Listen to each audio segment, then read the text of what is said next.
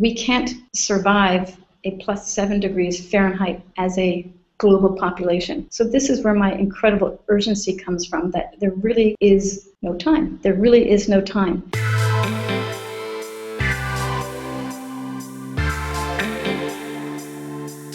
I'm going to present this idea of Peers Incorporated, then talk about climate. Peers Incorporated is about this idea of who holds the power and where, in fact, we go for value.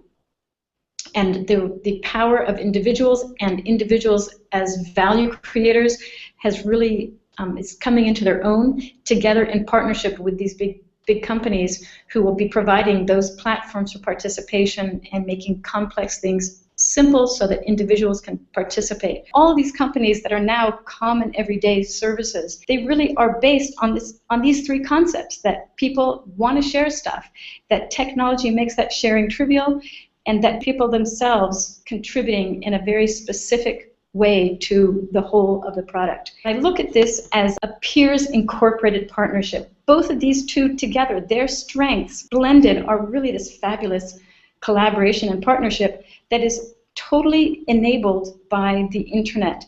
The incorporated side that's developed the platform, while it is definitely a partnership and they have to give enough value to the peers, otherwise the peers don't want to participate, the platform needs to attract and have the participation of the peers or the small companies as a group, but any individual company has absolutely zero power. They couldn't, the platform couldn't care about the individual. So I do think that in the future we're going to have to see, we're at a nascent edge of Peers Incorporated. As we go forward, we will see unionization and organization of those peers to have reverse power. When you get the platform right, the Inc. side has contributed its assets and its investments, and it's coupling and partnering with the individuals. And with the diversity comes resilience, redundancy, and amazing innovation.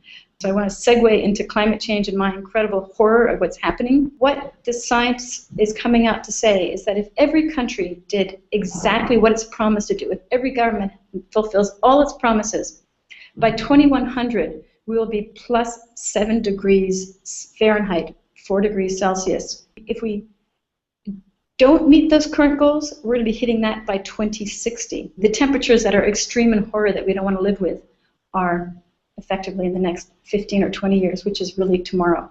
So this is where my incredible urgency comes from. I do want to close with this idea of maintaining the sense of urgency, and oh my God, it is right around the corner, so each one of us has to be really actively and proactively talking to ourselves, our neighbors, our communities, our businesses, our governments to get this change to happen. I am feeling optimistic in that we can together build it and do things at an incredible scale in a distributed model. And I think maybe that is part of this way we're going, is that we used to be thinking that was only centralized and decentralized. Today, the economy is decentralized with these cores that enable that type of decentralization.